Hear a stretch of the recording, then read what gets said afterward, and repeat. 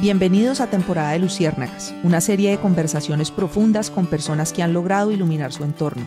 Esta es una invitación para que cada uno de nosotros encuentre esa chispa interna para aprender a brillar desde la autenticidad. Soy Lina y en cada episodio emprenderemos un viaje para explorar las historias de personas que han encontrado su luz y la han compartido con los demás. Las luciérnagas nos recuerdan que en los momentos más oscuros es cuando más podemos brillar e iluminar a otros. Bienvenidos a Temporada de Luciérnagas. Bueno, yo primero quiero darte, José Aguirre, un agradecimiento por haber aceptado esta invitación, estar aquí hoy conversando conmigo en Temporada de Luciérnagas. Quiero explicarte un poquito en qué, digamos, consta el podcast Temporada de Luciérnagas y por qué decidí invitarte a que hicieras parte de este podcast. Hace un año, en búsqueda como de ese sentido de propósito en todo lo que hago, empecé a jugar con la metáfora de la luciérnaga. Yo no sé si vos sabías que las luciérnagas brillan para conectar. Y me pareció muy bonito poder tener un espacio de conversación con personas que yo creo han encontrado esa luz propia. Yo estoy convencida de que la vida es un ejercicio en el que uno va recogiendo los pedacitos del alma que han ido quedando regados en distintos momentos, y solo a través de esa integración de esos momentos logra uno como proyectarse o apalancarse en lo que es la historia personal de cada persona. Y yo no tengo duda de que vos sos una luciérnaga. Ahorita muy seguramente en la conversación que vamos a tener, nuestros oyentes van a poderse dar cuenta de eso. Y lo particular de las personas que se han sentado acá es que no solo han encontrado esa luz personal, sino que han usado esa luz para ayudar a otros a brillar y a encontrarse. Y eso es lo que realmente creo yo es la esencia de la vida. Total. Entonces, antes de que te presentes, José Aguirre, bienvenidísimo a Temporada de Luciérnagas. Muchas gracias por estar hoy aquí. Feliz. Muchas gracias por la invitación. Lina, encantado de conversar contigo.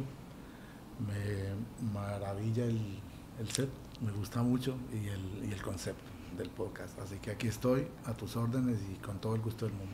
Bueno, pues muchísimas gracias.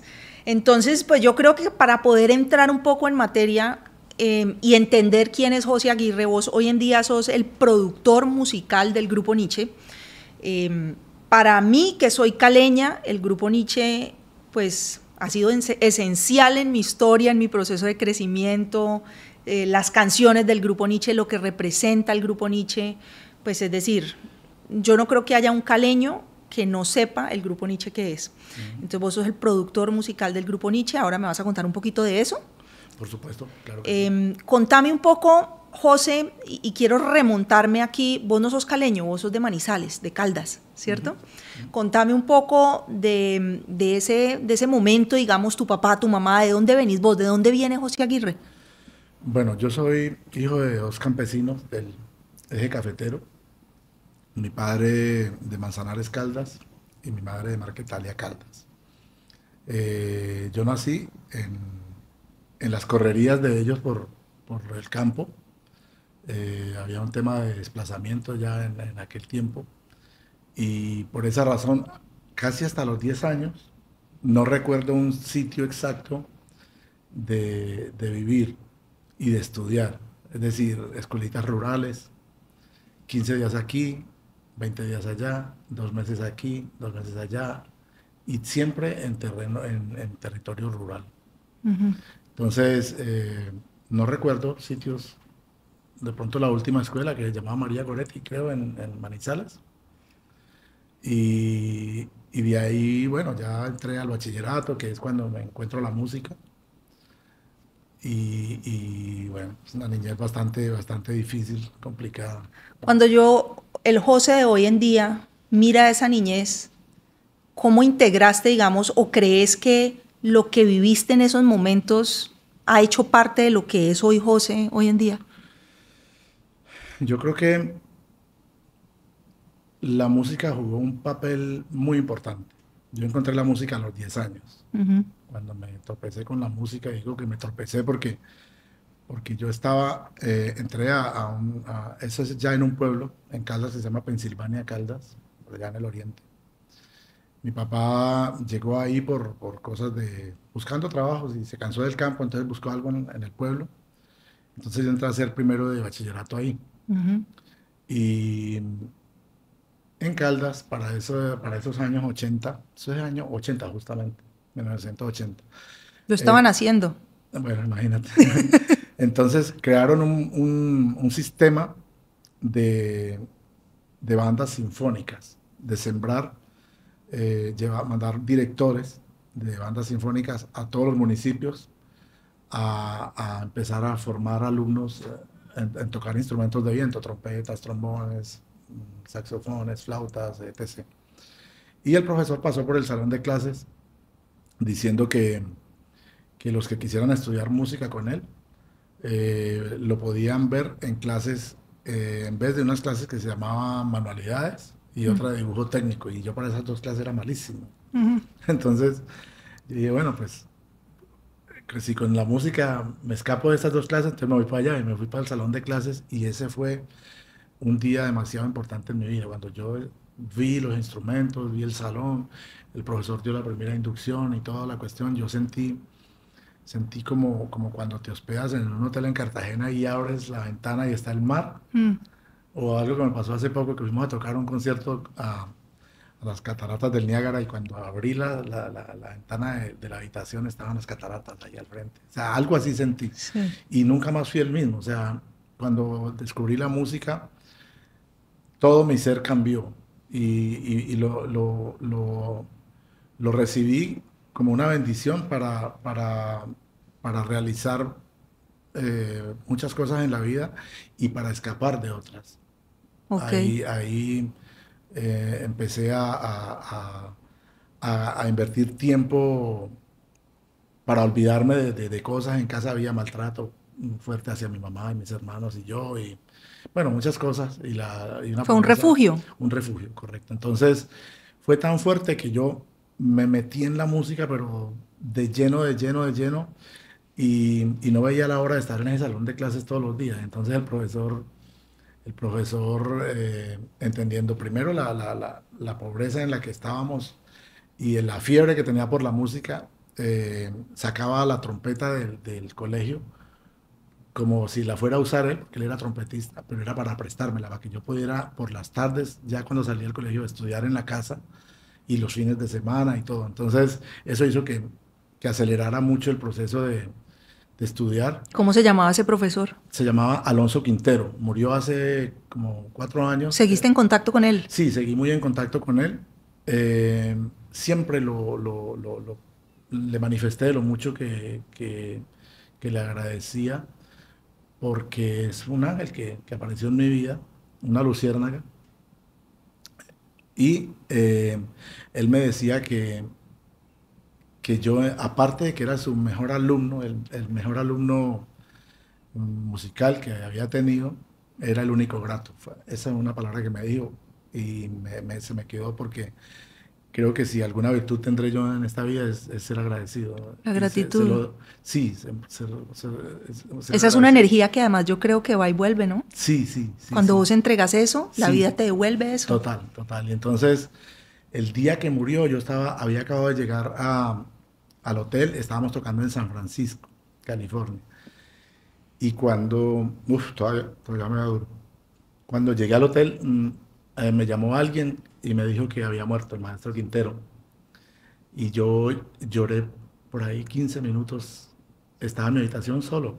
¿Se fue un pedazo de tu vida? Sí, lo lloré mucho, porque alguien demasiado importante en mi vida, demasiado. Entonces todavía me quebranto cuando me acuerdo de eso.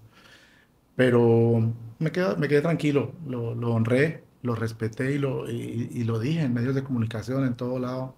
No sé si él estaba oyendo o no me importa si estaba oyendo. Era decirle al mundo lo importante que ese señor fue en mi vida. Entonces, claro, mi niñez está marcada por todo eso. O sea, yo tenía 10 años. Estuve con él hasta los 13, 14, viví en ese pueblo. Y ya después de ahí, pues yo, entendiendo que la música me está pidiendo más campo de acción, pues ya me voy a Pereira. Yo, en ese pedazo que me contás, ¿vos sentís que esto fue como un llamado de la vida o fue una casualidad que terminó cambiando todo? Porque vos no sabías que tenías ese talento. Hoy, cuando miras hacia atrás, ¿qué pensás? Yo creo que las cosas de la vida son perfectas, las cosas de Dios. Hay gente que llama diosidencias. En mi familia todos son músicos, todos. Ah, son Mi músicos. padre tocaba el tiple y yo nunca he oído a nadie, nunca he oído a nadie tocar el tiple como lo tocaba mi papá. Mi papá tocaba el tiple en bambucos, pasillos, torbellinos y él tocaba. Festival del Mono Núñez, puro tiple, claro. Sí, no, no a festivales porque era un campesino y entonces tocaba en la casa, lo que le llaman ellos surrunguear, pues, Sí. tocar y tal. Y es una familia muy grande. Mi papá tuvo 8 hijos de su primera esposa, Ujú. enviudó, se casó con mi mamá y tuvo 3. Ok. Y de esos 11, 10 tocan y cantan. 10. No me digas. Entonces en casa se oía música siempre, o sea, todo el mundo cantaba, pero yo estaba muy pelado, yo no le había parado bolas a eso, o sea, como que yo no decía, ay, esto es una familia musical, ni nada. No, yo me encontré la música con el profesor que me dijo eso en el colegio. Ahí descubriste como ese link entre la Sí, música y tu sí, vida. exacto. Entonces cuando yo voy y veo los instrumentos y todo eso, ahí es que yo digo, wow. Y de hecho, algo muy fuerte es que yo llegué a la casa muy contento ese día. Mi papá era un hombre muy difícil, muy Mm. difícil. Y cuando llegué a la casa, yo llegué feliz. Dije, no, imagínense que yo voy a estudiar música, voy a ser músico. Y entonces mi papá me dijo, ¿qué?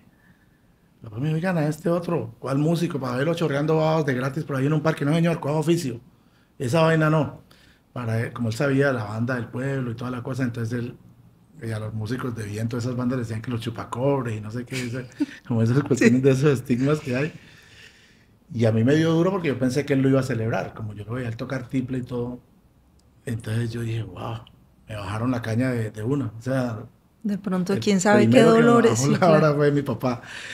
Claro, seguramente él lo asociaba. Papá tenía un problema con el licor Ujú. fuerte y yo imagino que él asociaba que su problema tendría de pronto que estaba relacionado con sus rumbas de tocar, con sus amigos, qué sé yo, y de pronto no quería que yo llegara a vivir eso. Entonces vio como que la cuestión mía a otra cosa y la verdad yo no me dejé apabullar por eso. O sea, él me dijo eso y yo seguí yendo a mis clases. Pero también Ese fue el firmeza a los primer 10 día. años, vos decir, no Sí, voy para adelante, aquí encontré sí, algo que me entregó un sí, sentido. sí, sí, sí. Y yo empecé y subí de nivel muy rápido, porque primero, gracias a Dios, pues el talento es natural, está ahí. Y segundo, la fiebre fue tanta que yo me olvidé de colegio, yo perdía todas las materias. O sea, a mí me valió 5 el resto del mundo. Yo me metí en la música y eso fue rapidísimo. Entonces yo empecé a escalar muy rápido porque yo ya quería entrar a la banda. Yo, de hecho, por las noches me iba a ver la banda ensayar con los músicos que ya estaban, los músicos principales, los superiores, pues, Sí. y yo me extasiaba oyéndolo porque la banda sinfónica tocaba música muy linda, tocaba música colombiana como pasillos, bambucos, tocaban porros, gaitas, tocaban músicas muy bonitas también que era música fúnebre, Ok. que esas bandas tocan desfiles, marchas militares, Sí. tocan en la Semana Santa se toca, por ejemplo, los días de Jueves Santo que se toca Sí. es marchas fúnebres. Ok. En los Eh, pueblos de Colombia en los pasa eso. pueblos, sí, en esos pueblos de Caldas más, porque allá era donde estaba esa escuela, digamos, ese sistema de bandas que se creó, que fue una maravilla, ¿no? Ok, vos me hablas de una infancia que fue difícil y a mí cuando te oigo hablar me genera curiosidad algo y es entender cómo el dolor termina a veces siendo fuente de creatividad. Mm, ¿Vos cómo ves eso? total, total, Y, porque yo creo que nosotros los músicos estamos llamados a transmitir sentimientos. la emoción. Claro, Y cuando más genuina es, claro, claro, entonces el dolor es tenaz y cuando uno aprende a canalizar eso a través de lo que hace y toca corazones, ahí estamos cumpliendo la labor, es la labor del arte, de llevar a las manos o a la música o al cine lo que sentimos, lo que vemos, la forma de ver la vida y afrontar todo. Entonces, muchas cosas surgen muy fuertes del dolor, definitivamente. mira que yo tengo una hija de 9 años y pues he estudiado mucho los temas de psicología y como tratando de entender la historia personal de cada uno, qué papel juega. Y mucho me he preguntado cuál es la mejor manera en que uno puede acompañar a un hijo. Porque yo Mm. creo que uno como padre, y vos tenés 2 hijos, me Sí, dijiste, sí. uno va a meter las patas de una u otra manera. Seguramente no vas a cometer los errores que cometieron tus papás con vos y en mi caso conmigo, pero algo le tendrá que entregar uno a los hijos para que se trabajen hacia adelante. Y quiero ir un poco a esa memoria de Alonso Quintero que me pareció además tan hermoso ese reconocimiento que le hiciste de cómo marcó un antes y un después en tu vida. Y yo he tenido varios como mentores y maestros a lo largo de mi vida que no han necesariamente tenido que ver con mi casa. Y quiero que me contés para vos qué tan importante fue que alguien pudiera ver ese potencial que tenías y que fuera como ese aire debajo de las alas para que pudieras explotarlo. Vital, porque un señor de esos tiene muchos alumnos, ¿no? Mucha gente. Y si no es un tipo que tiene la convicción de lo que representa, de lo que es, de mostrarle ese arte y esa música a los estudiantes, y es alguien que de pronto lo hace por cumplir con una cátedra o por cumplir con un trabajo. Sin pasión. Sin pasión. Entonces, pues pasaría sin pena ni gloria y seguramente no lo toca a uno. A esa clase entraba mucha gente y yo me acuerdo que en esa clase había, porque ese señor era un tipo demasiado buena persona. Yo nunca le escuché a ese señor enojarse, nunca le escuché alterarse por nada, era un tipo supremamente buena persona. Y eso lo aprovechaban mucha gente que se iban a ese salón a molestar, a joder y a patanear las clases. Y a mí eso me enervaba porque yo sí iba a estudiar mi música y pues creo que por eso fui el mejor alumno de él en esos años.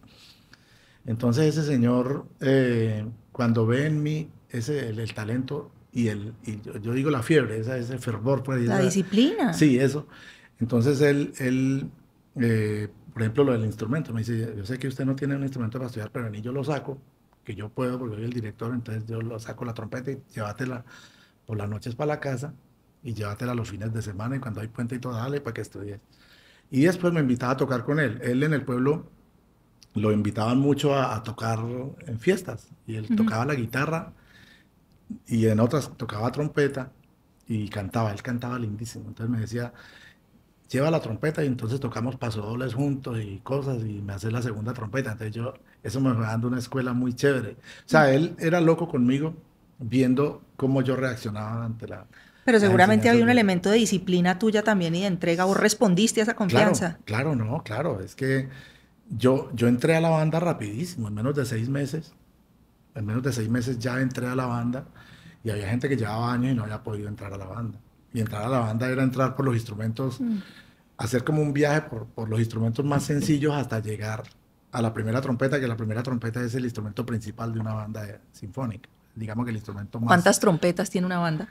Puede tener 4, 5, 6, pero hay un lead trumpet que es el instrumento más difícil.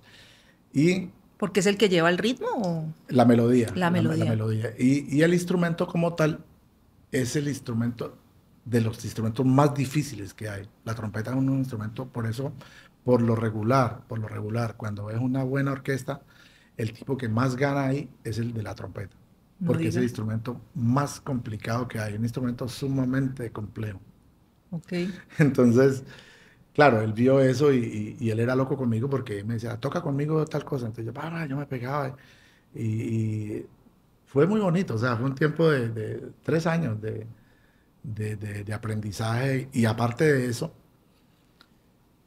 algo muy importante fue que él me vio las ganas de empezar a escribir.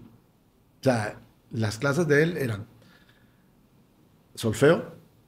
¿Solfeo luego, es qué? Solfeo es la lectura de la música. Ok. La lectura, aprender a leer y toda la cuestión gramática. Partitura, todo. Todo eso, porque era primero eso, el que no aprendiera primero todo eso no le dejaban tocar los instrumentos. Okay. O sea, bien estructurado. ¿Serio? Sí, era muy estructurado.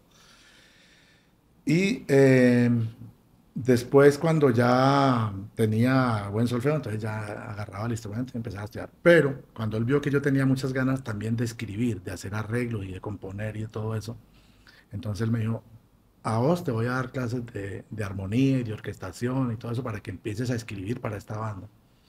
Entonces, a los 12 años... 12 años. A los 12 yo ya estaba escribiendo arreglos y orquestaciones para la banda. Entonces ya empecé a escribir marchas y empecé a escribir cosas y a veces para los festivales de bandas en Caldas uno iba, esas bandas se encuentran en Manizales o en algún municipio cada fecha, una fecha del año Sí. y se concursan a ver qué banda gana y siempre esa banda salía segundo, tercer, primer lugar en todos los festivales.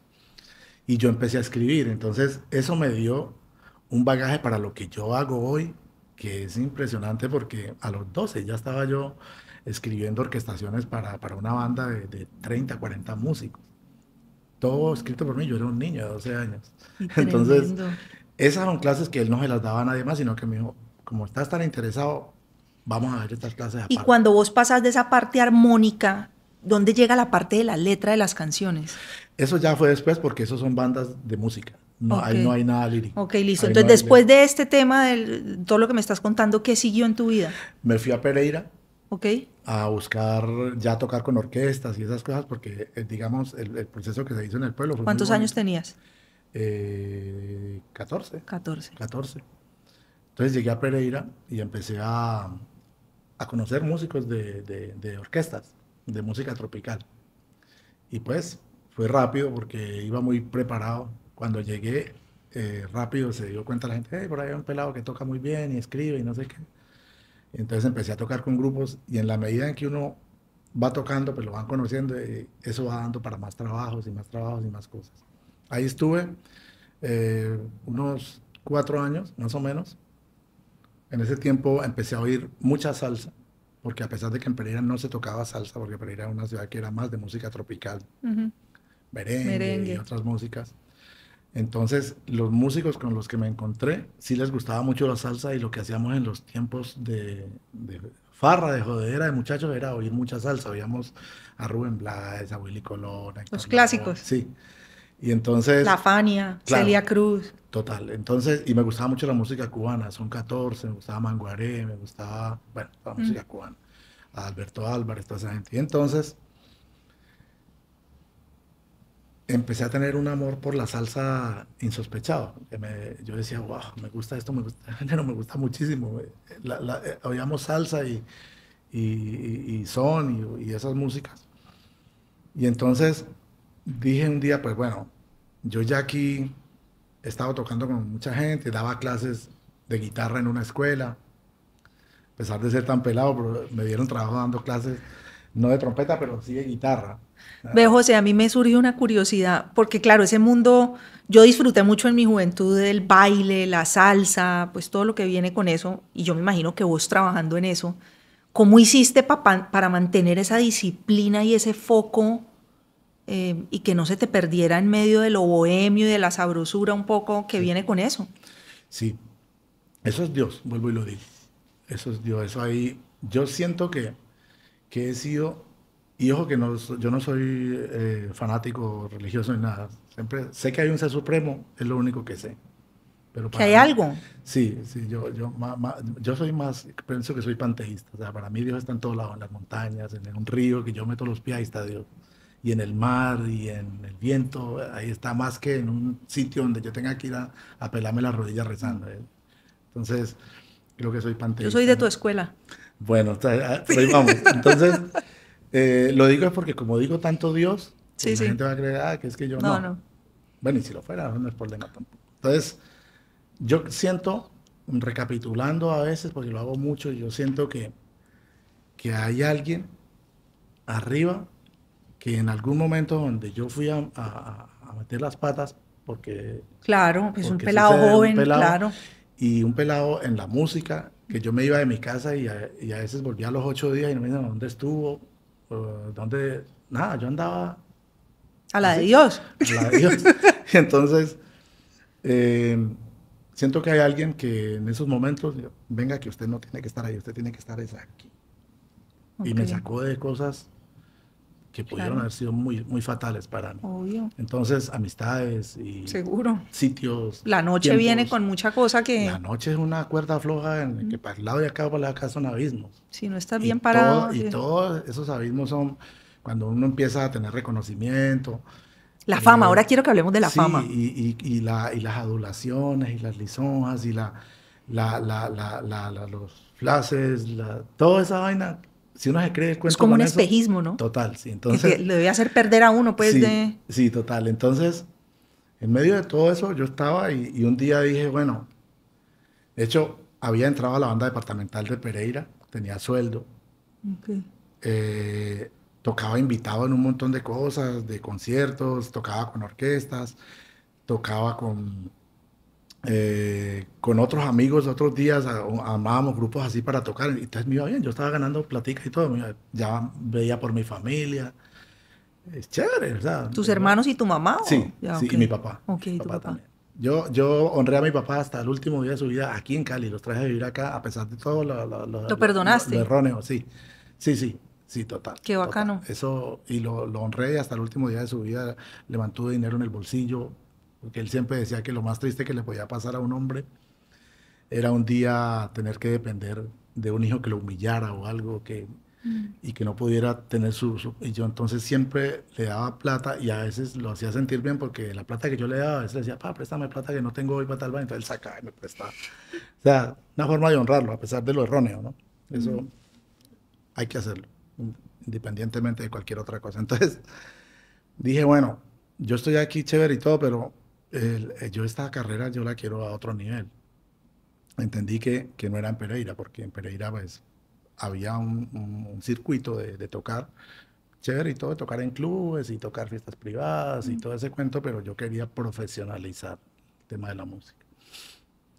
Entonces dije, o Medellín, o Cali, o Bogotá. Entonces me puse a analizar. Medellín, la capital de la industria discográfica, donde estaban los mejores estudios, Allá, donde en ese estaban momento.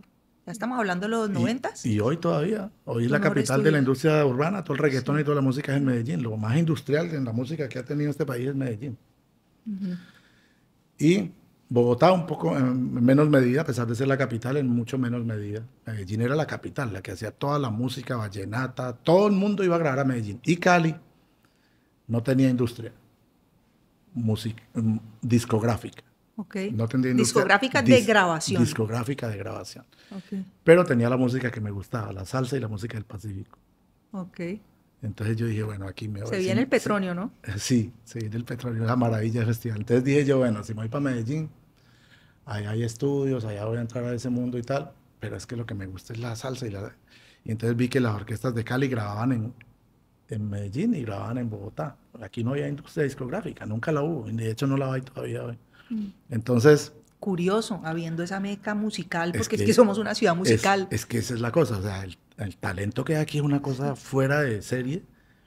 Pero no hubo industria discográfica. O sea, aquí hubo unos estudios de grabación en alguna época que, que grabaron algunas cosas, pero en sí movimiento industrial como en Medellín, no, ni como Bogotá. Entonces dije, pero me voy para Cali. Yo quería conocer a Jairo Varela, quería conocer a Alexis Lozano, y quería conocer a Andrés Biafara, y quería conocer toda esa gente que, que hacía la música que a mí me gustaba. Entonces me vine para acá, no conocía a nadie y cuando le dije a mi familia, me voy para Cali, me dijeron que está loco, mi papá me dijo, está loco y aquí está ganando plata, ¿cómo va a rechazar el sueldo de la banda y no sé qué? No, yo no me quiero anclar a un sueldo de una banda, Seguiste el yo corazón. voy para otra cosa, sí. Entonces mi papá me dijo que estaba loco y mi mamá me dijo, mijo, pues si eso es lo que usted quiere, Hágale. hágale. Y entonces yo creo que el miedo era porque yo ya veía por la familia, entonces si yo venía y pasaba trabajos yo y Todo. ellos. Ve, ¿y por qué la salsa? ¿Qué tiene la salsa? Ah, eso es una pasión. Eso es la salsa. Desde que yo descubrí eso, entendí que mi vida tenía que definirse por ahí. La pasión que tiene la salsa es algo que yo creo no se puede explicar. Es un fervor, es una cosa. Y cuando ves una buena banda de salsa tocando en vivo y todo eso, eso lo estoy viviendo ahora con mis hijos. Mira que Cristian Alejandro el menor es muy urbano, ¿no?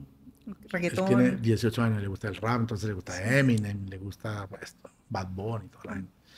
Hace poco descubrió la salsa y está Engomado. de una locura, entonces anda oyendo a Frankie Ruiz y entonces me dice, papá, mira que Héctor Lavoe grabó yo no sé qué. Y me dice, papi, yo ya sabía eso, me encanta que tú lo estés descubriendo. Y está loco. Entonces eso me pasó a mí y yo por eso vine para acá y empecé a también a tocar. ¿Vos hoy en día ves con preocupación el género o tenés tranquilidad de que... No, para Contame un nada. poquito de eso. No, no lo veo con preocupación. Porque me vi esa película La Salsa Viva y quedé un poquito afanada, como pues claro, pues toda la historia que hay, pero Sí, cada día ve uno menos representantes fuertes de lo que es la salsa. yo creo que estamos a puertas de una revolución con el tema de la salsa nuevamente. Eso se veía venir hace tiempo. Mucha gente, analistas, digamos, de la industria, de la música y todo eso, hace 4 o 5 años venían diciendo en Estados Unidos que había un cansancio auditivo respecto al tema de las músicas urbanas, como que el reggaetón y esas músicas proliferaron y le están dando vueltas como a una misma cosa, y que en el general, en el colectivo de la gente había Cansancio. un cansancio auditivo y que Una saturación. y que ese bálsamo estaba en la música tropical, especialmente en la salsa. Okay. Y entonces el año pasado vimos que Raúl Alejandro grabó salsa, Sí. agarró una canción de Frankie Ruiz y la grabó que J Balvin acaba con de él. sacar con Gilberto Santa Bad Rosa. Bunny viene y graba salsa y hace la residencia de su concierto en Puerto Rico, en el que lo principal que suena ahí es salsa y plena y bomba, que son los ritmos de ellos, como decir nosotros aquí el currulao y el abozado y el aguabajo y la cumbia y el porro y la gaita y tantos ritmos que tenemos aquí. Entonces eso ha dinamizado mucho la cuestión. El trabajo que está haciendo el Grupo Nietzsche, que estamos haciendo nosotros, ha sido Háblame del Grupo Nietzsche. de vital importancia porque Nietzsche tomó Pero venga, es que nos aire. saltamos. Entonces, usted llegó a Cali y Me dijo, salté como 20 años. el lugar al que tengo que llegar es Cali. Yo te digo que esta ciudad tiene una magia, pues estas palmeras que uno ve aquí atrás, este clima, esta brisa a las 5 de la tarde. O sea, Sí, Cali, sí, Cali tiene una magia especial y particular. Y pues bailar salsa en Cali es una delicia. Esta noche voy a ir a la Caldera del Diablo a bailar salsa con mi esposo, que qué hace bueno. rato lo tengo, me tenés que sacar a bailar salsa. Qué bueno. Llegaste a Cali y ¿qué encontraste acá? Retomemos por ahí antes de llegar a Nietzsche. Yo llegué a un conjunto que me enteré que iban a hacer audiciones para trompeta. Un conjunto que se llama Los del Caney. Todavía está ahí. Y era un conjunto chico, conjunto de 8 personas. Ellos tocan, es un conjunto de 8 personas y tocan música cubana, música de ellos, pero antillana. O sea, ellos grababan su propia música. Y me gustaba mucho porque yo había visto ese grupo en varias partes y aparte de eso lo que me gustaba era que yo sabía que era un grupo que giraba mucho. Ese grupo era de los que más volteaba por el mundo. Y eso sí digo volteaba porque ahora ya ellos no giran casi. En este tiempo ya no. Pero en ese tiempo ese grupo giraba mucho. El Caney. Los del Caney. Los del Caney. De hecho yo entré, audicioné y pasé. Okay. Pues me radiqué a vivir aquí, me metí en un trompetista. Me metí en un garaje en la campiña donde ellos ensayaban. Y ahí en ese garaje puse una camita y ahí me instalé a vivir. A los 2 meses de haber entrado a Los del Caney, yo estaba tomándome fotos en la Torre Eiffel, en el Big Ben, estaba en Barcelona, estuve en Bruselas, estuve en Milán, mejor dicho. ¿Y qué te dio ese conocimiento del mundo? ¿Qué te dio? Me empezó a dar una felicidad enorme y me empezó a dar un interés por expandir mi información de la cultura, por empezar a buscar músicas de todo el mundo. Me dio mucho gusto, por ejemplo, cuando descubrí las tiendas de la FNAC en París. Como acordate que esa es otra época en que no teníamos pues nada digital ni nada de eso, ni celular, ni nada de esa vaina. Estaba hablando del año que eventualmente 88. Uno volverá, bueno, pues no sé, los vinilos. Está, pero como un tema de colección, sí, y claro, de una cosa linda. Pero ya vos no lo encontrás, te toca ir como a un Melómanos, que yo creo que cada vez el festival... Hay artistas sacando ¿Todavía? Los discos, volvieron. Y así como volvieron los estudios analógicos, en Estados Unidos los estudios están digitales al día, pero volvieron a poner las máquinas de cinta y todo porque mucha gente quiere volver a grabar ahí. De hecho, nosotros con Nietzsche grabamos en cinta aún. No digas. Teniendo todas las... ¿Qué tiene distinto el...? Tiene una cosa mágica que no ha podido ser reemplazada aún, pero de eso hablamos ahorita. Vamos allá donde estábamos ahorita. Entonces, regresé de allá y yo me quedé en ese conjunto un año. Y ese conjunto fue el que me lleva a conocer a don Jairo Varela. Porque Jairo había montado un estudio en Imbanaco, en la Quinta con 39. El de siempre. Sí, ahí. Yo conocí ese estudio. Ajá, y entonces él montó ese estudio y empezó a crear un sello discográfico, que él soñó siempre con tener sello discográfico, y empezó a firmar artistas de la ciudad, De salsa. de salsa. Y entonces recién había grabado el primer álbum que él hizo en ese estudio con Nietzsche, que es el álbum donde está una aventura, se llama Cielo de Tambores, donde está Busca por Dentro, se pareció tanto a ti. Súper álbum. Super álbum, sí. Y entonces Él firmó... compuso todas las canciones, Sí, sí, Jairo. sí, sí. Y entonces firmó a este conjunto, a los del Caney, los firmó para su sello. Hijo de madre. Se los trajo de Sony. En esos años Sony no se llamaba Sony, no CBS, CBS. Y ahí otra vez la conducción mágica de la que estabas hablando. Sí, y entonces en ese conjunto, desde que yo llegué dijeron, vamos a grabar un disco nuevo y no sé qué, entonces yo les dije, bueno, yo puedo hacer los arreglos y no sé qué y tal, y yo, tú escribes, y yo, sí, claro, y tengo canciones también, entonces empecé a presentarles canciones. Pues ya escribías, ibas guardando. Sí, estaba teniendo canciones ya, escribiendo ya mis primeros trazos, pues digamos, de letras, ¿no? Porque música escribía desde los 12, acordate que te conté ahora, pero aquí te estoy hablando ya de letras. Letras, sí. Sí. Canciones. Entonces hice un material y ellos estaban fascinados con ese material, fascinados. No, eso está muy bueno, vamos a presentarle esto a Jairo Varela para que Jairo lo vea. Entonces van y hablan con Jairo y Jairo firma el conjunto. Entonces, listo, vamos a grabar. Entonces le dice Jorge, el director de los del Canel, le dice a Jairo, listo, nosotros ya tenemos el material. Y le dice a Jairo, ¿cómo así que tenemos el material? Es que el material lo digo yo, o sea, yo soy el que digo quién es el capo, yo soy el productor del disco. Entonces le dice, no, pero es que mire que hay un pelado ahí en el grupo que él escribe y no sé qué. Y entonces Jairo Varela le dijo, no, nos pongamos a inventar con muchachos. Mira, si vamos a grabar, aquí está fulano, todos los arreglistas que él tenía, claro, pues, de élite y que trabajaban con Nietzsche y todo, y pues tenía toda la razón, eran los bravos de la película, ¿no? Entonces, es que Jorge Huertas fue otro ángel porque él le insistió. Entonces, ¿quién es Jorge Huertas? El director de los del Caney. Ok. Entonces él le dijo que no, y para otra reunión volvieron a hablar de la producción y él le dijo, mire, pues que oiga las canciones del pelado, que ese pelado escribe bien y los arreglos. No, hombre, que no, y no, él no quiso. Le insistió tanto hasta que un día le dijo, ay, pues dígale que haga una, pues, que traiga una y la metemos ahí en el disco. Nos metimos al estudio ahí en Imbanaco a grabar. Y entonces, cuando él llegó a escuchar el álbum que ya se había grabado, empezó a oír tema por tema y en la consola Jairo Varela, sentado ahí, y yo estoy ahí sentadito callado. Yo ni hablaba porque Jairo era un tipo de un carácter, el berraco. En el estudio no me podía oír ni un respiro porque Jairo lo sacaba, el que estuviera ahí. Sí, ahí el que viniera que opinar o alguna vaina, lo sacaba. A Jairo no se le podía decir absolutamente nada, uno ahí ni respiraba. Entonces, empezó a oír el material, y un tema, y siguió para otro, hasta que llegó a una canción y dijo, este tema es el single del álbum. Este tema me gusta. ¿Quién hizo esta canción? Era la cancioncita mía. ¿Cuál es? Esa canción se llama, no la conoce nadie, se llama Faltó el Amor. Ese era de los del Caney. Ese disco ni salió. Okay. Ahora te cuento por qué no salió. Entonces vos levantás la mano ahí. Yo levanté la mano, cagado el miedo. Y entonces dijo, ¿y vos de dónde saliste? Y le dije, no, maestro, yo soy de Pereira. Yo decía que venía de Pereira para no contar ese poco de vainas que yo viví de niño que ni sabía de dónde era. ¿Entendés? Entonces, todo el mundo piensa que soy de Pereira por eso, pero ya sabemos que no soy de allá. Entonces, me dijo, me gusta esta canción, me gusta mucho. Ve, hacete otros 4 arreglos.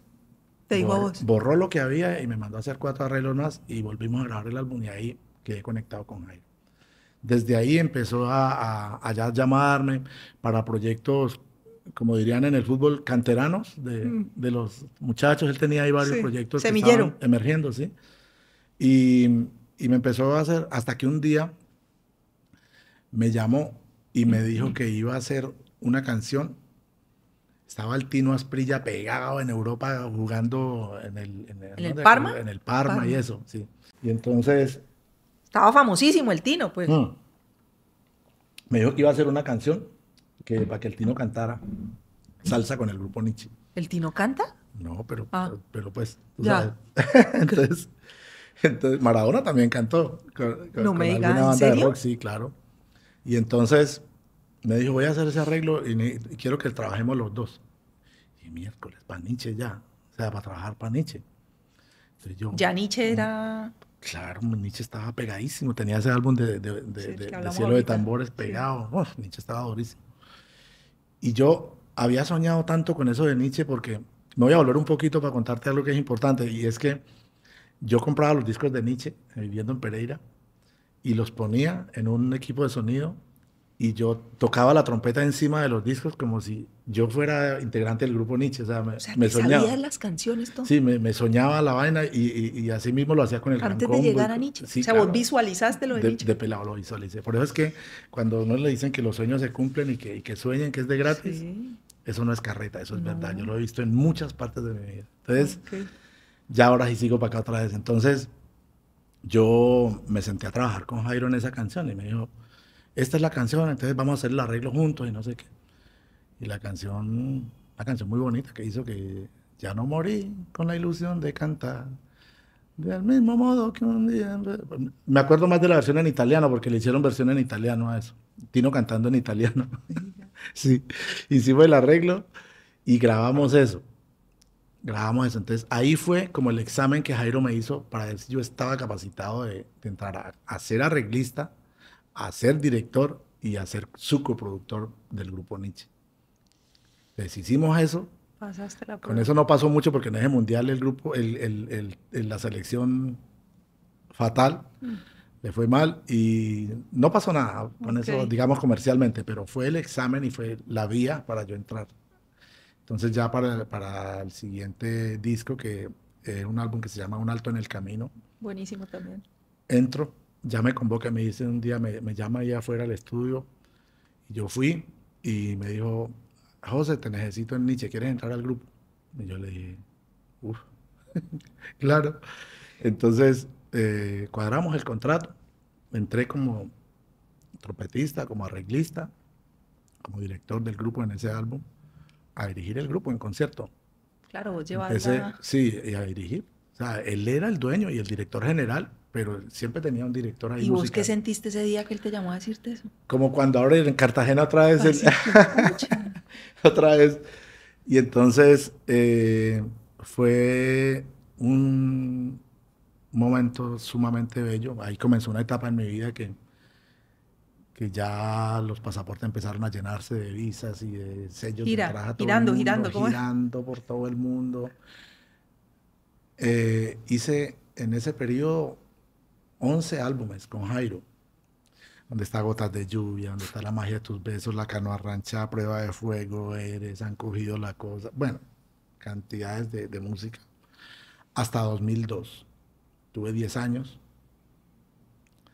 Me tocó el periodo de su problema judicial que él tuvo Háblame un poquito de eso. cuando cayó a la cárcel. Sí. Yo fui el que quedé con el grupo. O sea, él me llama y me dice, José, esto está así. Por unos cheques, ¿no?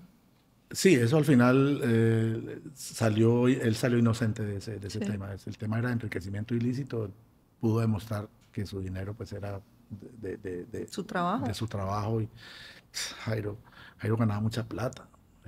Jairo ganaba mucho dinero. En esos años, solamente por los derechos de la película de Cali Pachanguero, era mucho billete en dólares. Jairo ganaba mucha plata. Entonces, lo que pasa es que El auge, pues, eso fue. más bien era un hombre desordenado en esa parte. Ok. Era muy estricto en lo musical y en el tema de la disciplina y eso, vertical, pero en temas de finanzas muy loco. Muy Ok. loco, sí.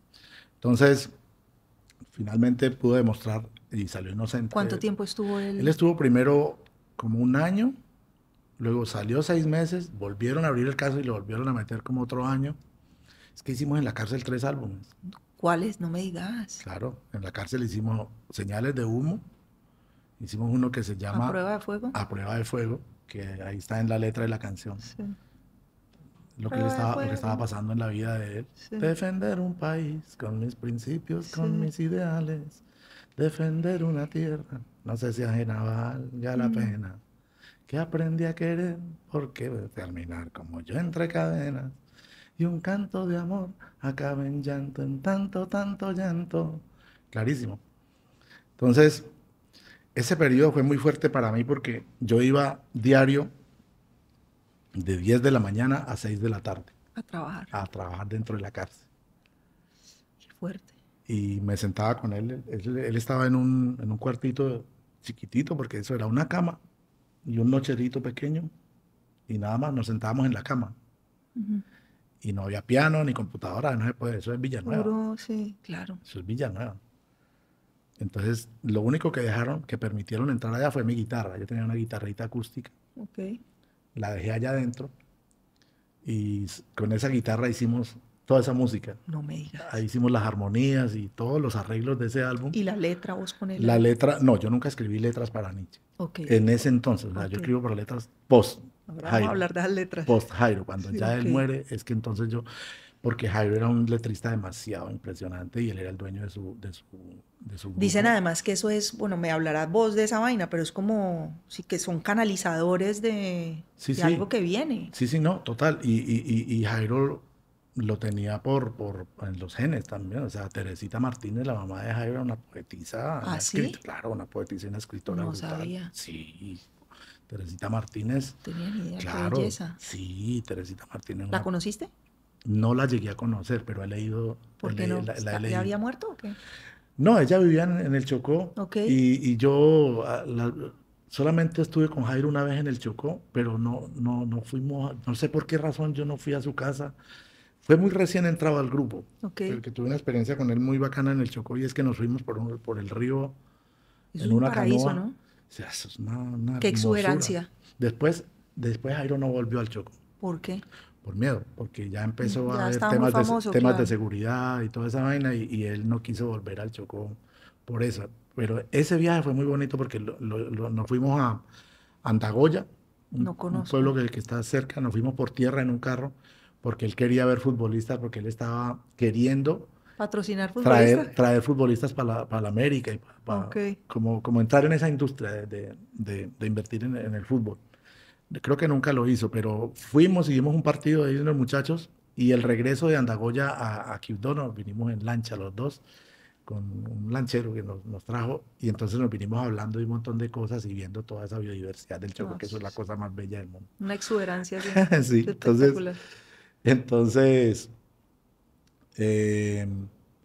hicimos ese álbum así. Yo iba todos los días, 10 de la mañana, me sentaba con él ahí y empezamos a escribir el disco. Él tenía trazos de algunas cosas, de las letras, y muchas las hizo conmigo ahí. No estoy queriendo decir que las hizo conmigo, es que yo escribí con él, sino que Fuiste parte del proceso yo creativo. estaba con la guitarra, dándole de pronto opciones armónicas y cosas, pero sus canciones. Entonces, así hicimos, y cuando ya estuvo todo ese álbum escrito en papel, que en ese tiempo, pues, como te digo, no teníamos computadora ni nada. En el estudio sí la sabían, pero en la cárcel no se podía. Entonces tocaba todo a mano. Y ahí estaba la magia de lo que me había enseñado Alonso Quintero, que eso fue lo que él me enseñó: orquestación, armonización. Toda esa cuestión yo lo traía desde los 12 años, Estabas preparando. y yo lo seguí estudiando, de modo autodidacta siempre. Tremendo eso. Entonces, de modo autodidacta, porque yo lo que hice al llegar a Pereira fue buscar gente que a mí me gustaba mucho como tocaba, y decirle, dame clases yo me puse a estudiar bajo, después estudiar piano, la guitarra también.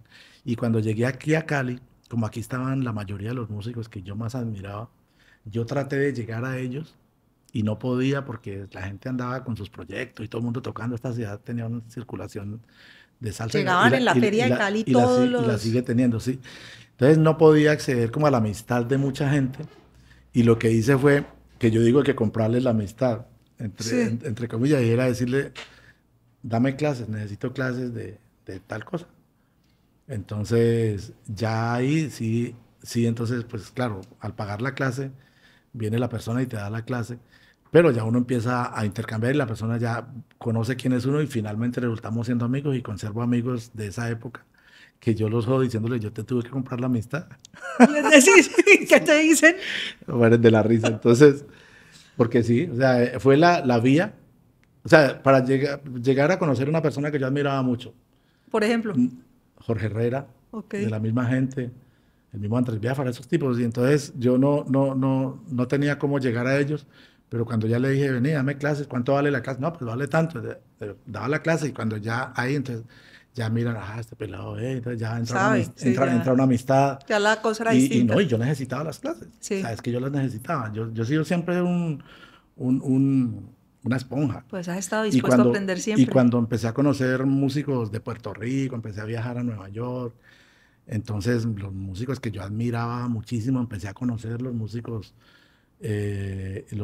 nos conocíamos en giras, entonces yo siempre, hey, regálame un score tuyo para yo estudiar, listo, tal, o preguntaba cosas, o sea, siempre fue de modo autodidacta todo lo mío. Entonces, ¿Ya tenías familia propia en ese momento? no, ya Ok. conocí a Adriana, mi esposa. Ok. Yo llegué aquí en el 88 y ese mismo, al año siguiente conocí a Adriana Ok. y pues empezó una amistad primero, luego nos hicimos novios, estuvimos de novios 6 años. Mientras vos, Sí, y ahora llevamos 25 de casados. qué Entonces belleza. nacieron los chicos y toda la cuestión. Entonces hicimos esos álbumes en la cárcel y, y era fuerte porque yo estaba yendo allá todos los días y los días que no iba era porque estaba yendo para conciertos. Antes tenía que ir a gira a México, que a gira a Estados Mientras él Unidos, estaba... mientras él estaba allá. Pero ahí ya había ese vínculo de confianza. Pues imagínate, ¿Cómo sí, construís vos una sí. relación de tanta confianza con alguien tan exigente? ¿Es el talento o Yo es? creo, sí, claro, definitivamente. El líder sabe leer muy bien la gente que llega alrededor. Es decir, Jairo Varela era un hombre sumamente vertical en disciplina, en la música súper estricto. Y en su entorno había muchísima gente, pero una persona, porque me pasa a mí hoy en día, yo leo a la gente que está a mi alrededor y dice, cada cual en qué plan está. Y Jairo sabía muy bien que había de todo. Es ¿Desarrollás decir, ese talento o sí, qué? claro, es decir, Jairo se ponía un cigarrillo acá y entonces 4 venían con la candela a prendérselo. Ya él sabía que esos 4 no servían, o sea, porque Ok. estaban ahí más por lambones que por... Entonces sabe cuál es que verdaderamente está aquí por sus méritos de su talento y sus cosas, que por otras cosas. Entonces Mm, toda esa gente que le prendía el cigarrillo, todas esas salieron mal de ahí, ok. sin valor alguno. Y hay gente que hasta ni lo necesitaba. Bueno, Sí, y hablo de músicos y de gente que está alrededor, ingenieros, sí. De gente todo, que, de pues. todo, sí. Entonces creo que Jairo tenía esa habilidad de Identificar. identificar muy bien Leer las personas. tiene un potencial grande este o aquel. Y cada vez, mientras más pasa el tiempo y yo estoy en ese papel hoy, que yo soy el que manejo el grupo, el que escribo las canciones, el que produzco la música, el que diseño con su hija Yanila, que es la presidenta de la compañía Nietzsche Business Enterprises en Miami. Con ella los que le hemos dado la dinámica nueva al grupo Nietzsche. Y cada vez me acuerdo más de muchas cosas que vivía con Jairo y que digo, Jairo estaba muy tenaz, era un hombre muy adelantado, ¿Lo sentís presente? todo el tiempo. ¿Qué sentís? Todo el tiempo. Y cuando estaba haciendo el álbum de 40 aniversario, que es el primero que yo hago, ya cuando regreso al grupo, porque yo estuve casi 15 años fuera, Ok. ¿Y eso? me retiré cuando en ese periodo de la cárcel, Sí. cuando él salió de la cárcel, yo me retiré. Yo ¿Por le dije, qué? porque me enfermé, a mí me dio un cuadro de claustrofobia terrible. De todos esos días, todo ese tiempo allá. Sí, eso fue muy fuerte y me empezó como en viajes largos, por ejemplo, un vuelo a Europa, pánico Ataques de y pánico. ahogado y como ganas de gritar y abrir el aire y como claustrofobia. ¿Y encontraste eso de dónde venía? Yo no sé, me imagino que era estar en esa cárcel encerrado tanto a pesar de que yo no estaba preso. O sea, yo salía por la tarde, pero yo me acuerdo que como Jairo fumaba tanto, Jairo Ahí no metido apagaba. mientras él fumaba. Yo pasivamente me fumé Pues sí, todas claro. las cajetillas que Prendía quedan. uno tras otro, que prendía uno con el que Con estaba. el que estaba terminando prendía el otro. Y él normalmente fumaba mucho, pero en ese momento de la cárcel, pues peor. Era una situación de esas tan compleja. Entonces, De pronto era tu cuerpo también pidiéndote algo, ¿no? El cuerpo sí, termina somatizando sí, y sí, sí, sí, sí, necesitaba un sí. respiro, no sé. Definitivamente, definitivamente. Entonces yo tenía la presión internacional porque yo era el director del grupo. Entonces llegábamos a tocar a México.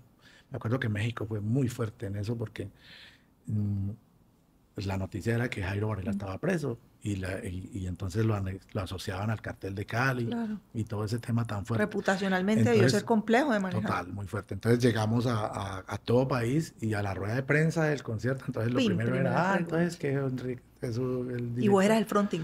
Claro, pues yo era el director. Eso lo teníamos que soportar. Yo que era el director y los cantantes. Entonces Willy García estaba en ese momento. ¿Quién? estaba Willy García, estaba Charlie Cardona, Javier Vázquez y Carlos Guerrero. Okay. Después Entonces, Javier Vázquez fue principal, ¿cierto? Sí. ¿perdón? ¿Javier Vázquez fue principal después de Willy o eso al tiempo? Javier Vázquez fue primero. Fue primero Sí, que fue Willy primero. ya. Javier Vázquez fue uno de los primeros cantantes que tuvo el grupo, además un cantante de un nivel Por ahí brutal. anda todavía, ¿no? Sí, activo y muy bien. Yo lo quiero mucho. Ok. Y entonces, eso era estresante. O sea, saber, vamos a llegar a tal parte y ¿Te pasó factura? nos van a agarrar allá. Y después, mucha gente decía cosas muy feas. Entonces, soportar todo eso en los viajes, en todo lado, y al llegar acá, pum, para la cárcel a escribir con él. Y estar todo el día ahí metido. Pero seguro también una bonita oportunidad para filtrar la verdadera gente que uno tiene cerca. Sí, ¿no? claro, no, total. Colador, tina, automático. Total, porque ahí es donde se conocen, las adversidades donde tú conoces verdaderamente lo que hay en el corazón de la gente que está alrededor. Entonces, 15 años te fuiste. me fui 15 años, pero, o sea, no estuve en conciertos con él ni nada, pero seguí grabando su música. 13 años me fui. Grabé en muchos de los discos que él hizo, ya no como productor ni como arreglista, pero me llamaba siempre, él se radicó en Miami, me dijo, José, ven para que me graben. Entonces yo me iba para Miami, compartíamos. Vos desde Cali, Yo estaba viviendo en Cali. Sí. Entonces, ya para 2015, bueno, él muere 2012. 2012. Él muere 2012, que fue, ayer se cumplió, 8 de agosto. ayer se cumplió 13 años de la muerte de él. 13 años. Entonces, eso es 2012. Para el 2015, Yanila Se llama. me llama y me dice, José, me gustaría que hablemos, y me propone volver al grupo. Y yo le dije, Yanila, Jairo venía hace rato diciéndome que volviera al grupo y yo no había querido porque yo sentía que era una etapa que ya había hecho. Yo, en ese tiempo, esos 13 años que me fui, monté un estudio aquí en Cali y produje cantidades de música para mucha gente. Empecé a trabajar para mucha gente de la salsa y de world music y un montón de cosas. Hice cosas muy chéveres que me gustan mucho y proyectos personales también. Okay. Y entonces ella me dijo, sí, yo sé que tú andas en tus cosas y sé que mi papá quería que tú volvieras, pero entonces ella me dijo, ¿por qué no hablamos? O sea, si quieres, yo lo que necesito es que vuelvas al grupo. Que la gente sepa que tú abrazaste el grupo nuevamente, que tú vas a ser el productor y el que vas a hacer, pues a diseñar lo que vamos a hacer. Si quieres, ve a los conciertos más importantes. Mira lo que está haciendo. Vas mirando y no tienes que ir a todos los conciertos ni nada, tú puedes delegar, yo te doy esa autonomía de hacer eso. Entonces, ok, de esa manera sí. ¿Cómo se lidera un legado sin perder la voz propia? Eso es fuerte porque mira, lo que pasa es que Nietzsche fue tan fuerte en mi formación por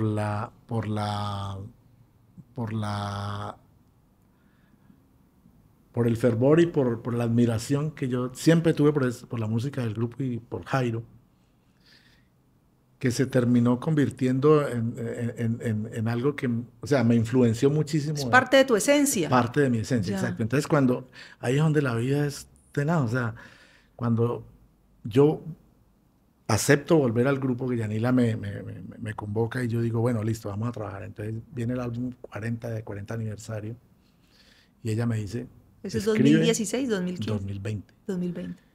Ella me dice, escribe y grabamos un disco nuevo totalmente inédito.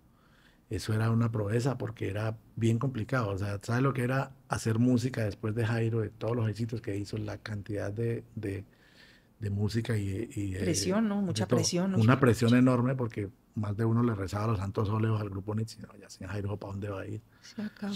Entonces, yo acepto. Y yo digo, bueno.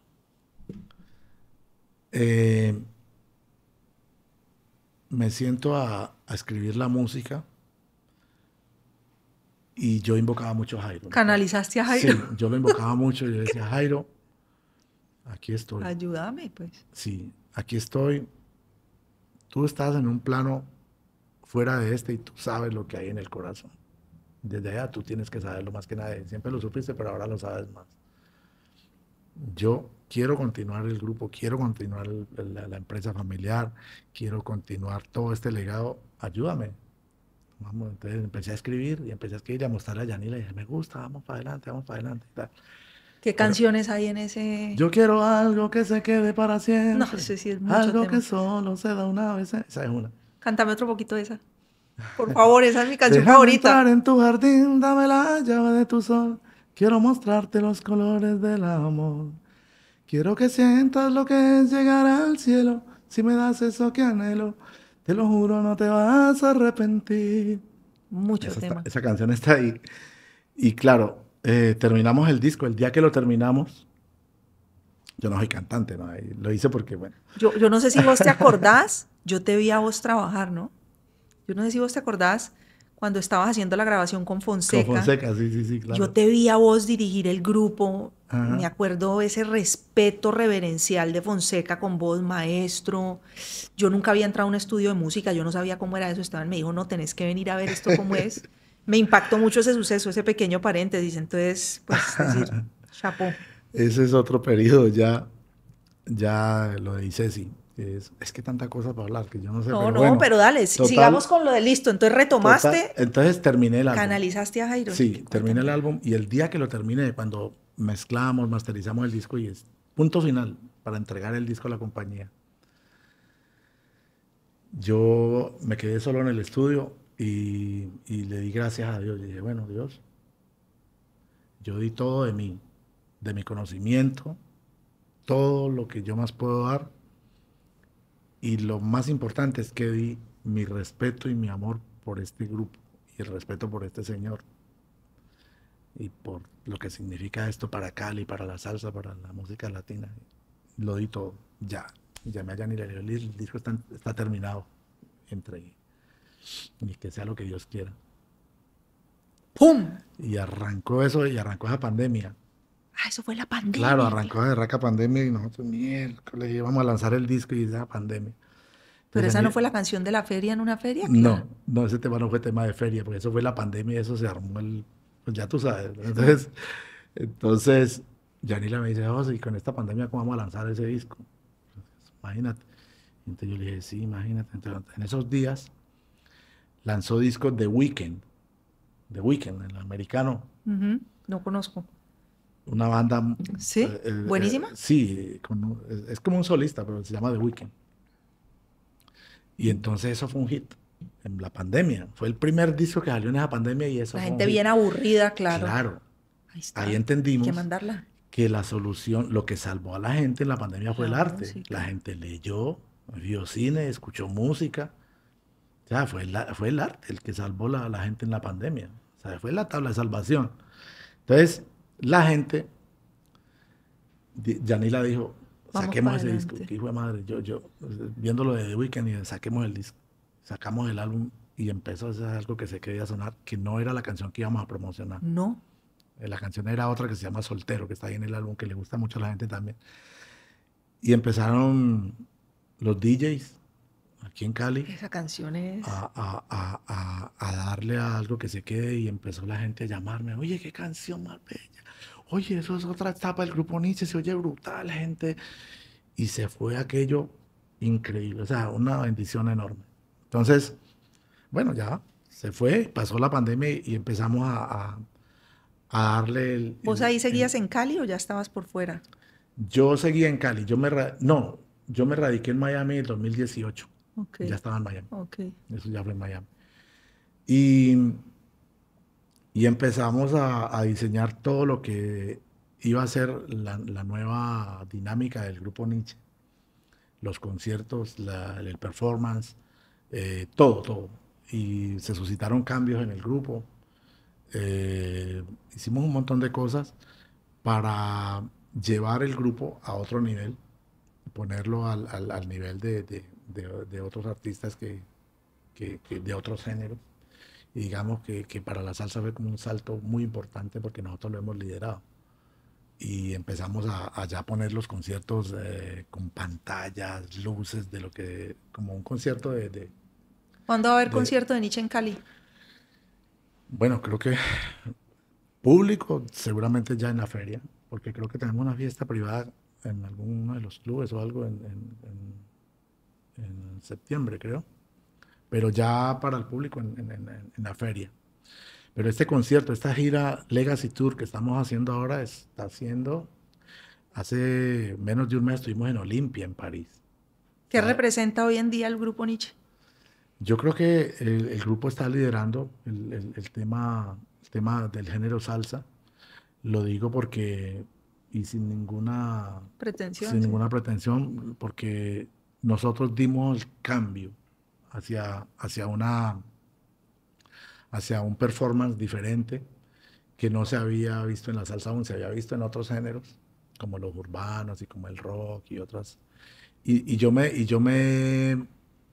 he, digamos, pegado, por decirlo de alguna manera, o me he documentado con artistas que a mí siempre me gustaron mucho porque yo nunca fui solamente salsero. Yo amo la salsa y es lo que más pasión me da, pero yo en mis playlists pues tengo mucho jazz, que ya es digamos, una cuestión personal porque eso no es una música comercial, pero siempre me gustó mucho las bandas de rock americanas y de pop. Es decir, para mí una influencia muy grande que yo siempre se lo dije a Yanila, le dije, nosotros tenemos que ser el Earth, Wind and Fire de la salsa.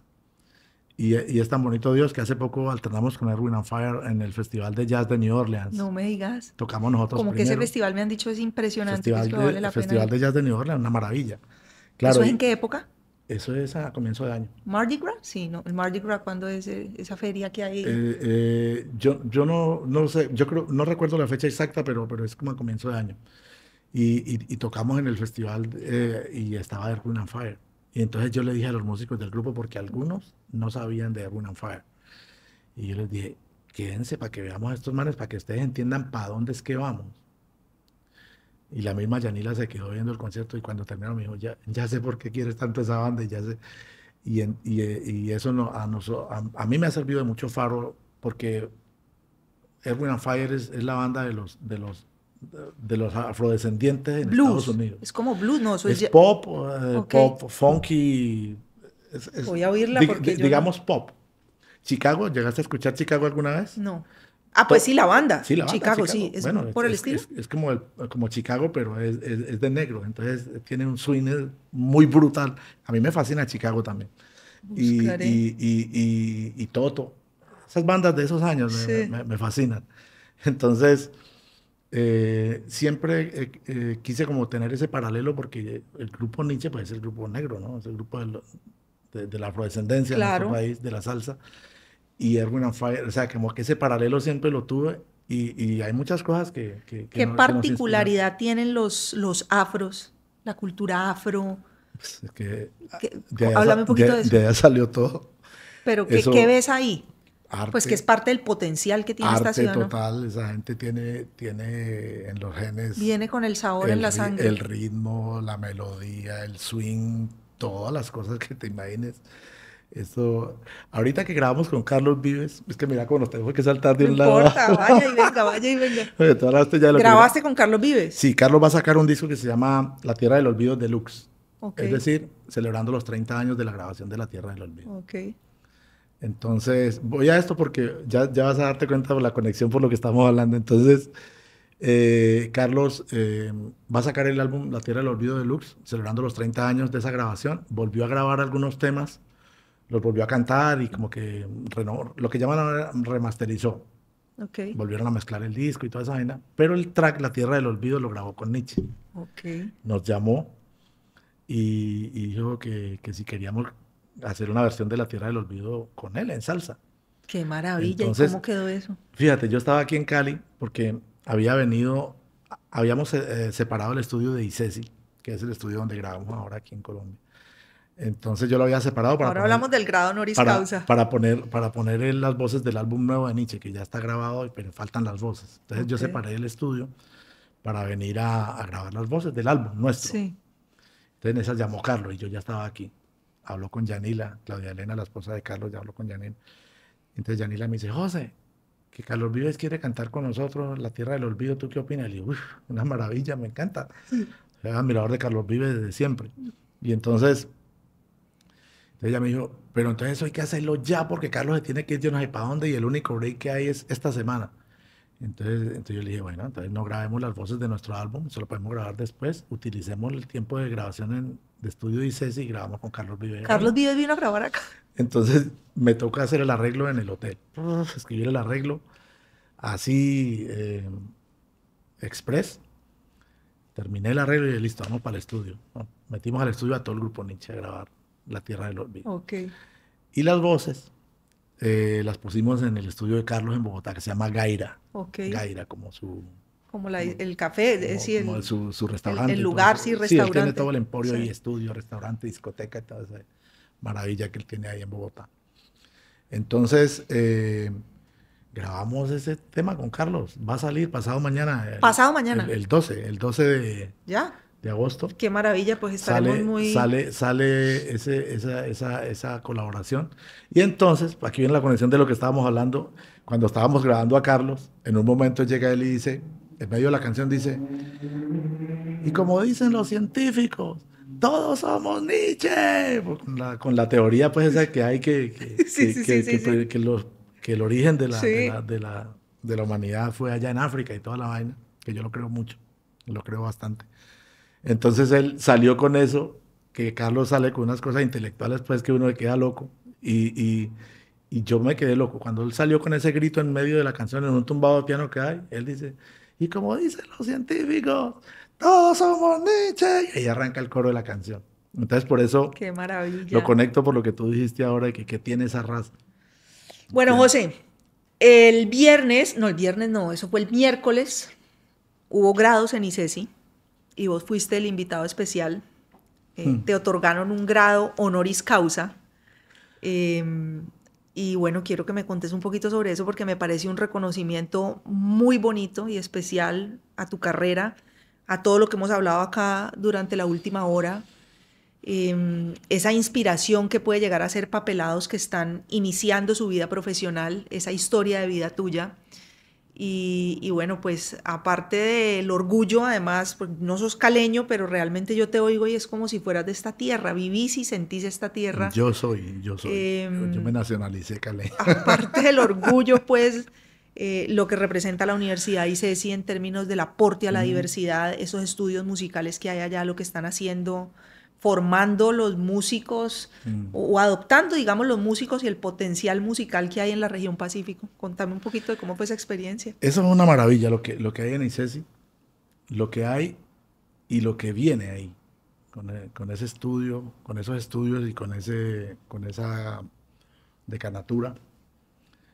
Eso va a generar unos resultados impresionantes para la música en Cali, el Valle del Cauca y Colombia. Porque yo vengo diciéndolo hace rato, el pulmón de la música y de estas músicas étnicas afros están en Cali, por ser la capital del Pacífico, por ser la ciudad de convergencia de gente del Chocó, de Tumaco, de Buenaventura, de Ismina, de todo el Pacífico. Capital del Pacífico. Y aparte de eso, los que llegan por la salsa, es decir, aquí hay puertorriqueños, hay venezolanos, hay cubanos, hay de todo, hay peruanos. Entonces es una ciudad cosmopolita y diversa. Y diversa, sí. Entonces, tengo la convicción total de que el nuevo sonido de la salsa está aquí. Y no solo de la salsa, con todo el tema de la música del Pacífico, lo que genera eso, estoy oyendo gente hacer rap, reggaetón, músicas impresionantes, pero en sí, la salsa, el nuevo sonido de la salsa que se espera, está aquí. Y la universidad dice sí es determinante para ese propósito, para eso que viene. Entonces, claro, yo cuando conozco los estudios de ICESI, yo quedé loco. Yo no me acuerdo porque fue que fui la primera vez a grabar allá, pero cuando yo llego y Carlos Bonilla, el maestro Bonilla, me muestra los estudios y me explica, esto está conectado por tecnología Dante, en todo este edificio se puede grabar en todos los cubículos que hay donde dan clase, esto todo está conectado acá, entonces yo, miércoles, que es muy loco, es demasiado heavy, y yo decía, ¿esto cuánto costó? Todo mucho billete. Tremendo, que eso esté ahí, uno no se imagina que eso esté ahí. Sí, yo decía, esto es como entrar en un estudio en Nueva York, o en París, o en Londres, o en Miami, impresionante. Entonces, A partir de ese momento yo también empecé como a hacer mucho énfasis en eso también en mis publicaciones, y me tomaba fotos allá y yo creo que eso también de una u otra manera ha sido como motor para que la gente se vaya enterando y también Se quieran vaya dando cuenta. acceder, sí, que obviamente el estudio no está hecho para una cuestión comercial, sino una cuestión académica, pero pues, o sea, si se vuelve una cuestión importante para la Puede. ciudad, tener un estudio de esos y que no se lo nieguen a la gente, me parece maravilloso, o sea, ahora veo mucha gente grabando allí y me fascina, me encanta. Entonces hicimos Nietzsche Sinfónico, que lo Ok, grabamos entre Los Ángeles, Miami, Bogotá y el ICESI. ok. Y tuvimos la fortuna de entonces que se ganara Un Grammy. un Latin Grammy y que ese Latin Grammy viniera para el estudio ICESI. Me encantó y me llenó de felicidad. Qué espectáculo. Claro, el Ese dato no lo primero, tenía. sí, claro, ese es el primer Grammy que gana el estudio 312, lo ganó Qué con nuestro álbum raquera. y eso me llenó de felicidad, me llenó de felicidad. Entonces, digamos que hay una relación muy linda de nosotros como grupo Nietzsche y pues digamos más conmigo como productor con la universidad. Yo le he dado mi punto de vista en muchas ocasiones no en muchas, en algunas ocasiones que he tenido la oportunidad de hablar con el decano de la Facultad de Ciencias Humanas, Ujú. también a Esteban, también a Carlos Bonilla, les he dado mi punto de vista sobre qué pienso sobre determinadas cosas, de lo que están haciendo, de lo que se podría hacer. Y digamos que si de eso alguna cosa es tomada en cuenta, pues me sentiré muy chévere. Eh, Cuando me siento en ese estrado, ¿cómo se llama eso? En esa En tarima. ese escenario para el grado. Ah, bueno, cuando Esteban y el decano me invitan a una cena hace unos 2 meses y me socializan que me quieren hacer dar el grado honoris causa, pues yo casi grito de la felicidad ahí porque yo me había soñado con eso. Yo ¿Sí? soy, sí, sí. ¿Volviste a visualizar? Sí, sí, sí, yo me había soñado con eso hace muchos años, que de pronto alguna universidad lo reconociera a uno por lo que hace. Y mira, es increíble. Entonces, eh, porque sí tiene uno como como ese dolor de no haber podido ir a la universidad. ¿Me entendés? O sea, mi formación autodidacta con profesor de la Pero es banda, con tremendo lo amigos. que has logrado, Claro, pero te entiendo. claro, entonces, pero sí, porque cuando yo ya podía ir a la universidad que quería, yo me soñaba muchas universidades, pero una de las que más me soñaba era Berkeley, Berkeley. donde se acaba de graduar Juan José, mi Tu hijo. hijo. Claro, es que esa es otra visualización. No fui yo, pero fue mi hijo. Materializaste un sueño a través de tu hijo. Mejor aún que si hubiera sido yo. Cuando yo ya podía ir a estudiar allá, ya la vida me había arropado, y lo digo para bien, no lo hablo quejándome, lo digo No, al ya. contrario, agradeciendo. Estaba enrolado en un montón de cosas productivas y Ya de estaba girando. girando y entonces ya digamos, nunca pensé que no lo necesitaba, sino que no podía. Pero en realidad no es que lo estuviera necesitando el grado Te para hacer las entiendo. cosas porque nunca lo he O necesitado. sea, fue un reconocimiento Sí, de un anhelo entonces, finalmente. sí, entonces claro, eso viene a mi momento, a mi cabeza en ese momento y digo, miércoles, la vida es muy bella. Entonces, ese día que ya estamos ahí, va a empezar la ceremonia, antier, antes de ayer, va a empezar la ceremonia y yo estoy con el consejo directivo y los decanos y Esteban me hizo a su lado. Yo decía, miércoles, qué vaina tan bonita y ellos me están diciendo cosas muy lindas ahí tras micrófono. O sea, maestro, esto, la universidad no da mucho estas cosas, esto es porque su carrera, te decía, miércoles, qué vaina bella. Entonces, fue muy bonito. eh, el discurso lo escribí en un vuelo hace como 10 días de Bogotá, de Miami a Bogotá, que tuve como un rato de parar en los vuelos. Relajan Silencio. mucho porque uno no tiene el teléfono y porque hay silencio y tal. Entonces ahí escribí el discurso. Y lo que más me gustó, aparte de la sensación linda pues, de estar parado ahí ante los estudiantes, los graduandos y todas las directivas de la Lo universidad. representativo que es Sí, eso, ¿no? sí, claro, es muy importante para la carrera y no solo para mí. O sea, muchos colegas me escribieron, eso no es solamente para vos, eso es muy bonito para la música, para la salsa, para los que estamos en esto también. Todo eso nos toca de alguna manera. O sea, toda esa promoción que ha tenido eso y ese reconocimiento es muy bonito. Y cuando termina, porque pues tú ves que fueron dos ceremonias, la de los pregrados y la de los posgrados. Bravo. Que la de los ¿Estuviste el día entero allá? el día entero, sí. Entonces, allá mismo, mucha gente me buscó para fotografías y otros para decirme cosas muy bonitas. Y de las cosas que muchos me dijeron, mucho, incluso después de ahí fui a un restaurante y allá había gente, porque como se graduó, de hecho, Claro. hasta en el hotel habían fiestas de grado de ICESI. Sí. Entonces me encontré gente por todos lados estos días que se graduó, hasta ahorita, que estaba comiendo en un restaurante y ahí estaba una gente que se había graduado.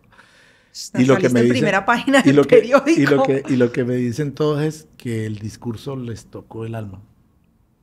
Y eso para mí es lo más importante porque es muy bonito porque vuelvo y te digo, o sea, nosotros tenemos la profesión de ser artista y Sí. el artista lo que tiene es que transmitir, tocar corazones, dejar mensajes. Pues José, yo te quiero decir que veo esa luz de luciérnaga en cada una de las palabras, de las frases, en todo lo que me has contado de tu vida, en las puertas que has abierto, en la manera que te has construido, en los sueños de ese niño de 10 años, en ese profe que tuviste y que te abrió las puertas de lo que hoy es un legado con el que yo crecí. Yo tengo 44 años, pero pues mi papá creció con eso, con esa salsa y digamos con esa esencia de lo que es Cali, de lo que es el Valle del Cauca, tierra que te adoptó y con la que veo Que amo claramente que hay un profundamente. vínculo. Amo profundamente esta ciudad. Con ese grupo Nietzsche que llevamos todos en el corazón Mm. y yo me quedo con ese algo que se quede, con esa canción que... Fíjate que fue como premonitorio, ¿no?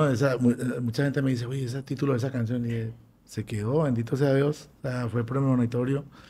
El título ha sido muy bonito, muy lindo lo que ha pasado, la cantidad de gente que se ha casado con esa canción, que manifiesta cosas tan bonitas, las cifras que tiene en redes y en esas cosas son es muy bonito. O sea, lo que ha pasado y lo que la gente manifiesta cada vez que vamos a conciertos y todo con ese álbum, pero sobre todo con esa canción.